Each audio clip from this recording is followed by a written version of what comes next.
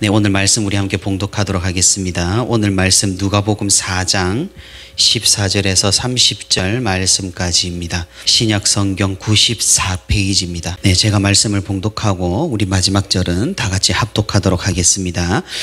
14절입니다. 예수께서 성령의 능력으로 갈릴리에 돌아가시니 그 소문이 사방에 퍼졌고 친히 그 여러 회당에서 가르치심에 뭇 사람에게 칭송을 받으시더라. 예수께서 그 자라나신 곳 나사렛에 이르사 안식일에 늘 하시던 대로 회당에 들어가사 성경을 읽으려고 서심해 선지자 이사야의 글을 들이거늘 책을 펴서 이렇게 기록한 데를 찾으시니 곧 주의 성령이 내게 임하셨으니 이는 가난한 자에게 복음을 전하게 하시려고 내게 기름을 부으시고 나를 보내사 포로된 자에게 자유를 눈먼 자에게 다시 보게 함을 전파하며 눌린 자를 자유롭게 하고 주의 은혜의 해를 전파하게 하려 하심이라 하였더라. 책을 덮어 그 맡은 자에게 주시고 앉으시니 회당에 있는 자들이 다 주목하여 보더라.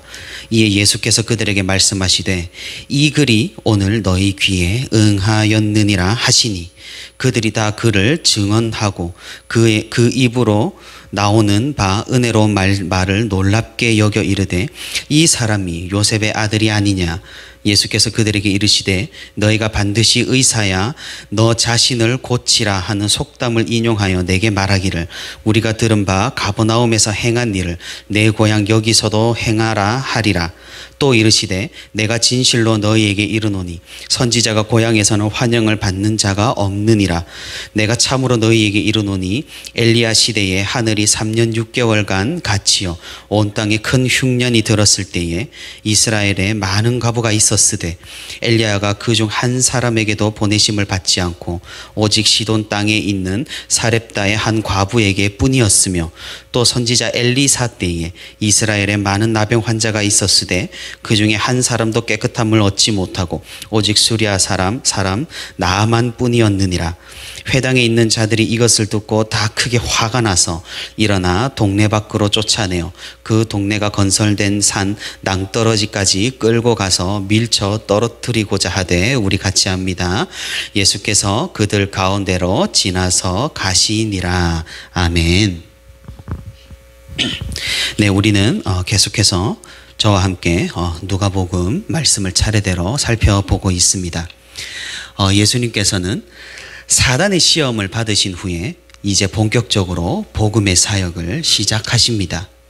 오늘 읽은 4장 14절에서 15절 말씀을 보면은 갈릴리에서 활발히 사역을 하셨다는 사실을 알 수가 있습니다.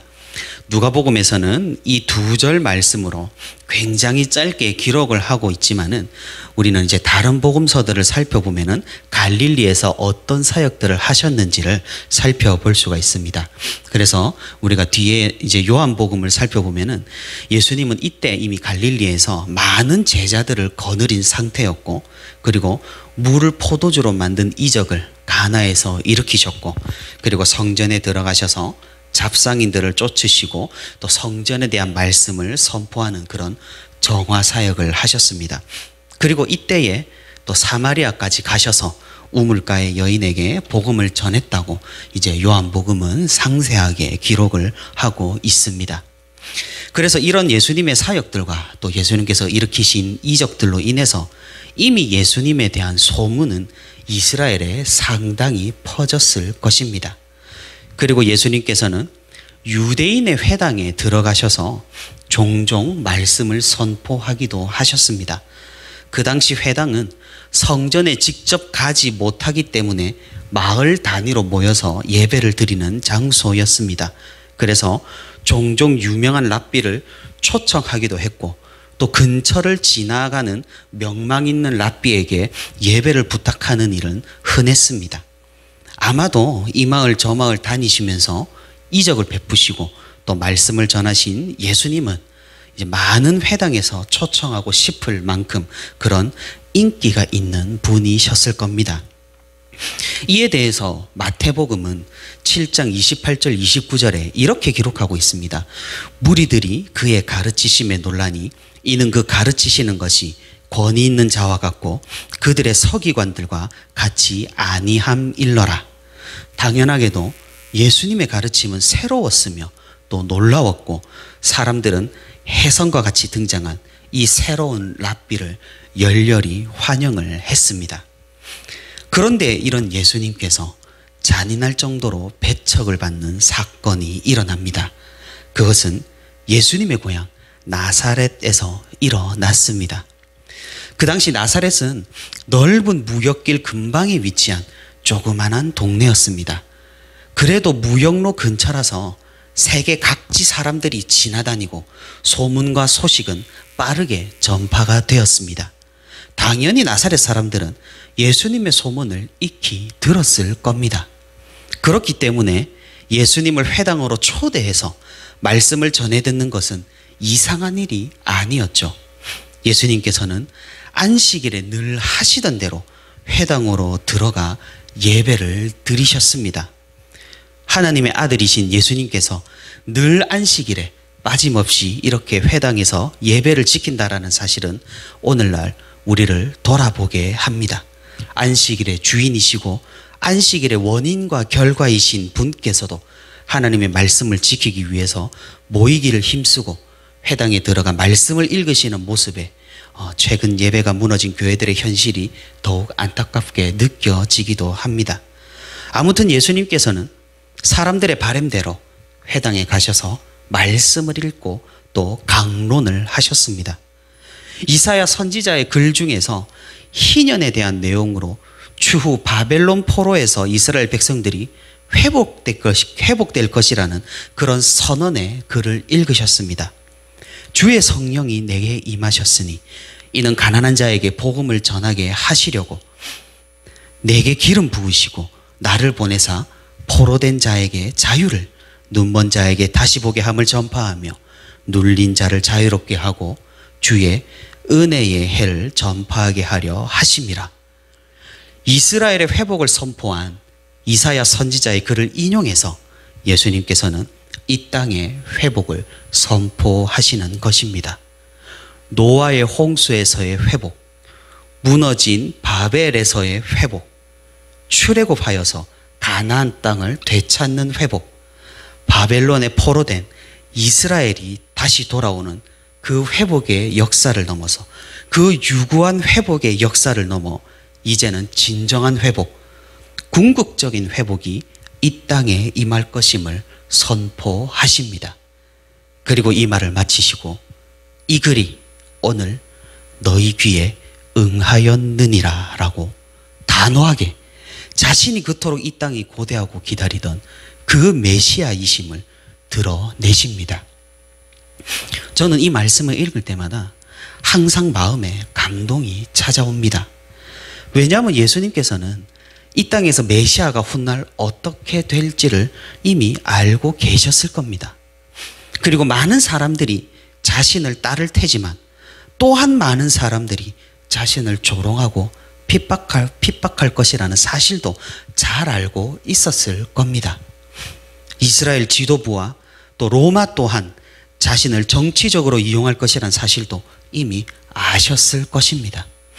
하지만 예수님은 그럼에도 불구하고 오늘 이 자리에서 자신이 메시아이심을 당당하게 선포하시고 계시는 것이죠.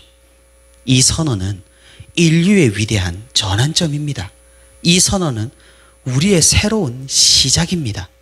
우리가 해야 할 것은 예수님을 따르고 예수님을 믿으며 예수님과 함께 구원과 회복을 누리면 되는 것입니다. 하지만 상황은 그렇게 녹록하지가 않았습니다.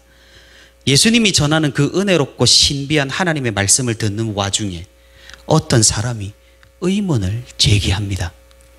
저 사람은 우리 동네 목수인 요셉의 아들이 아니냐? 그게 무슨 메시아냐? 이게 무슨 말도 안 되는 소리냐? 사람들은 웅성웅성하기 시작합니다.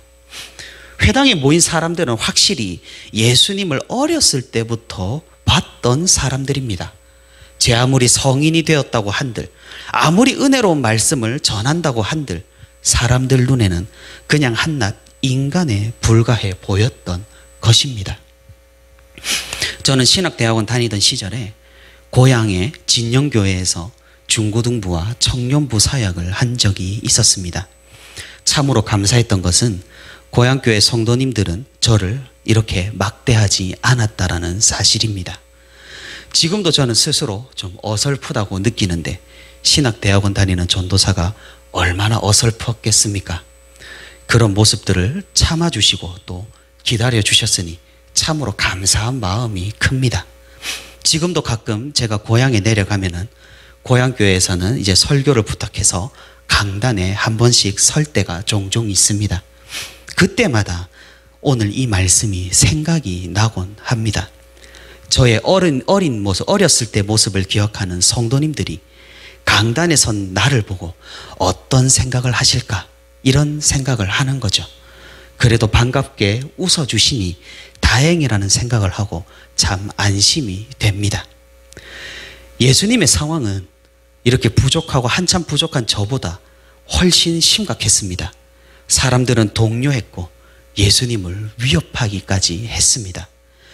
네가 요셉의 아들임을 내가 아는데 네가 뭔데 스스로 메시아라고 말을 하느냐? 사람들은 화를 내기 시작했습니다. 예수님께서는 차분하게 말씀을 계속 이어가셨습니다. 엘리야 시대에 그 많은 과부 중에 하필 이방 땅 시돈에 있는 과부의 집이 구원을 받은 사실을 너희가 알지 않느냐?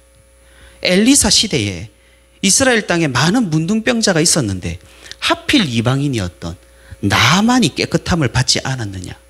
이 말씀을 듣고도 깨달음이 없느냐? 예수님께서는 고향 사람들이 보내는 그 냉소 가득한 시선을 선지자의 운명으로 받아들이셨습니다. 선지자가 고향에서는 환영을 받는 일이 없다며 예수님께서는 한탄을 하셨습니다. 사실 그것이 메시아의 운명이기도 했습니다. 예수님은 그렇게 씁쓸하게 자신의 고향을 떠나야만 하셨습니다.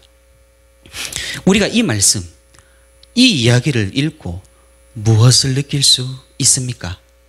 예수님께서 선포하신 그 말씀을 듣지 않은 그 이스라엘 사람들을 향해서 우리는 어떠한 생각이 듭니까? 지금 시대도 완전히 판박입니다. 완전히 똑같습니다. 예수님께서는 그분의 말씀으로, 그분의 사역으로, 그분의 십자가로 자신의 메시아 되심을, 구원자 되심을, 우리의 구속주가 되심을 선포하십니다. 이 글이 오늘 너희 귀에 응하였느니라. 오늘도 교회를 통해, 이적을 통해, 사역을 통해 우리에게 또 사람들에게 말씀하고 계십니다. 이 선포를 들은 사람들의 반응은 극과 극입니다. 고향 땅에서 예수님을 배척하고 화를 내며 급기야 예수님을 쫓아낸 이스라엘 사람들처럼 복음을 거부합니다. 복음을 회방 놓습니다. 뭐가 그렇게 불만인지 교회를 그렇게나 비난을 합니다. 하지만 그에 반해서 예수님을 끝까지 따랐던 사람들이 있습니다. 예수님의 선포를 진리로 알아듣고 그 말씀을 쫓아 사는 사람들도 많았습니다. 예수님이 걸어간 그 길을 같이 간 사람들이 있습니다. 예수님과 같은 최후를 믿음으로 담대히 받아들인 그 제자들이 있습니다. 우리는 스스로에게 질문을 해봐야 합니다.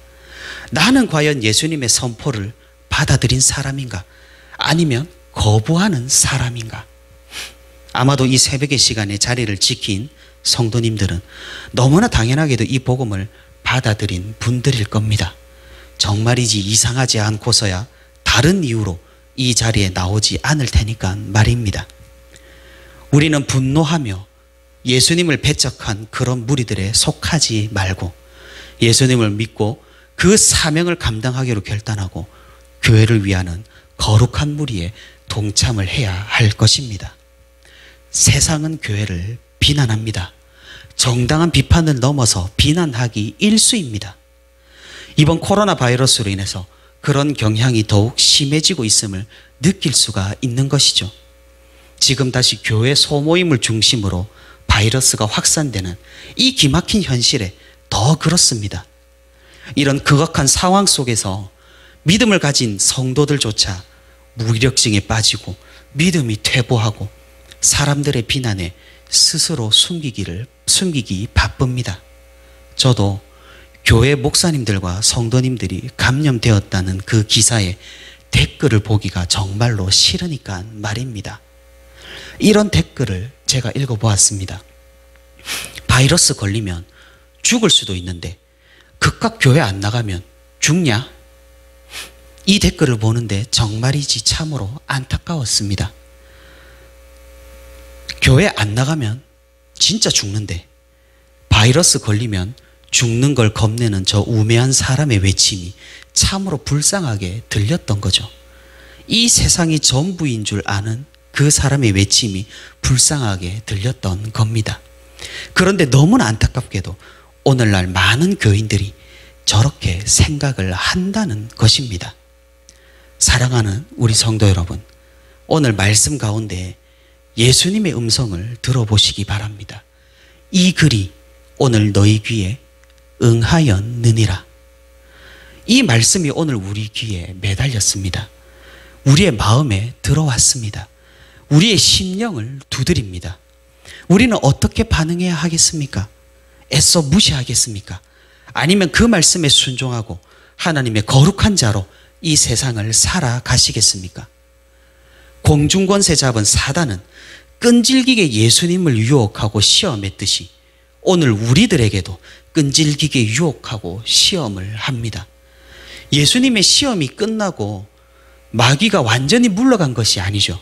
얼마 동안 떠났다고 성경은 기록하고 있습니다. 마찬가지죠.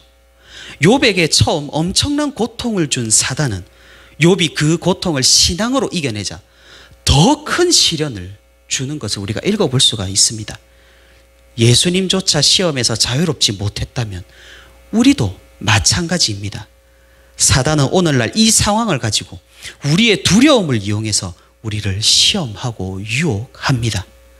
모든 것을 지으시고 역사를 주관하시는 하나님을 망각하게 만들고 하나님보다 바이러스를 더욱 두려워하도록 부추깁니다. 예수님의 외침이 우리의 귀에 걸렸습니다. 나는 구원자다. 나는 메시아다. 죄의 속박에서 너희를 자유롭게 할 것이다. 너희를 고치고 치유하여 너희를 회복해 할 것이다. 마지막 날에 너희를 들어 올려 영화롭게 할 것이다. 오늘 이 말씀을 굳게 믿는 우리 모두가 되기를 바랍니다. 공중권세 잡은 사단의 권세보다 하나님을 두려워하는 우리가 되기를 바랍니다. 알게 모르게 퍼져나가는 바이러스보다 역사를 주관하시고 이 모든 것을 손바닥 위에 올려놓으시고 지켜보시는 하나님을 더욱 두려워하는 우리 모두가 되기를 바랍니다. 말씀을 맺겠습니다. 예수님의 말씀을 귀에 담고 마음에 담고 행동에 담는 사람에게는 구원이 있을 것입니다. 예수님께서 말씀하신 그 회복의 역사가 우리 삶 가운데, 우리 미래 가운데 영원히 있을 것입니다. 세상이 우리를 아무리 비난하고 핍박하고 손가락질 한다 하더라도 예수님이 가신 그 길을 우리가 당당히 걸어가기를 바랍니다. 그렇게 믿고 그렇게 살고 그렇게 소망하는 저와 우리 부천 시민교회 모든 성도들이 되기를 소망합니다. 우리 찬송가 406장입니다.